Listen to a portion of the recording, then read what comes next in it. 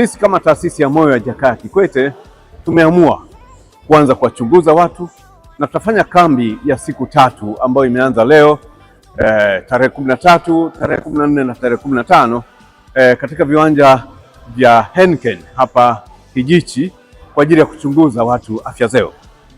Kwa siku hii ya leo tumeanza kwa kuona watu 205 ambao wameshafika tayari katika viwanja hivi kuchunguzwa maradhi mbalimbali. Wengi wao wamegundulika kuwa na shinikizo kubwa la damu, ambao tayari tumeanza kuwafanyia vipimo vya moyo. Tumeshafanyia vipimo vya moyo wagonjwa takribani 50, wanafanya vipimo vya moyo vya echo na ECG kubaini maradhi mbalimbali ambayo yametokana na hii pressure kubwa ambayo wamekuwa nayo.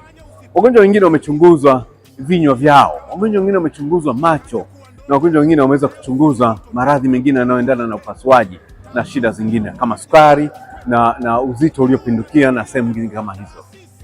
Tumeweza kutoa rufaa kwa wagonjwa zaidi ya 100 ambao watahudhuria katika taasisi zetu za JKCI hapo Upanga pamoja na JKCI Dar Group pale Tazara. Huduma ambazo zinatolewa hapa pamoja na dawa ni huduma za bure. Na katika huduma hizi tunamshukuru sana ndugu Mrisho Mpoto ambaye amekuwa ni mtu wetu. Nashukuru Mungu tumepata huduma zote, kuna huduma ya meno, ya moyo, ya kila kitu yani. Masikio, macho. Kwa ushauri, nikopo naomba na washauri wa Tanzania wenzangu na watu wengine wa karibu wa eneo hili la tuliokusanyika leo kwa ajili ya kupata vipimo kila aina vipimo, wajitokeze kuanzia leo mpaka Jumapili mwisho. Lengo na madhumuni kuja hapa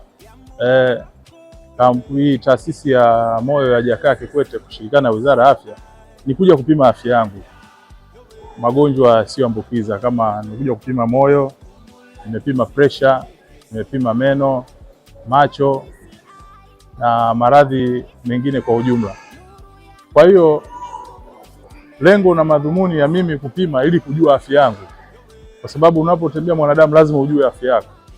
Kwa hiyo mimi natuwashauri watu waje wajitokeze kwa wingi, wakazi wa Mbagala, wakazi wote waje Kijichi wapime afya yako. Ukishajua afya yako maana unajua namba zako. Kufika kwenu mmenifungua ufahamu wangu na kuniweka vizuri. Kwa hiyo sasa hivi ninaishi kwa kujua nini ambacho kinanisumbua. Nashukuru nimepata na dawa. Dawa ndio hizi nimepewa bure, sikulipia, nimepata bure. Nashukuru sana kwa msaada wenu. Ya moyo wako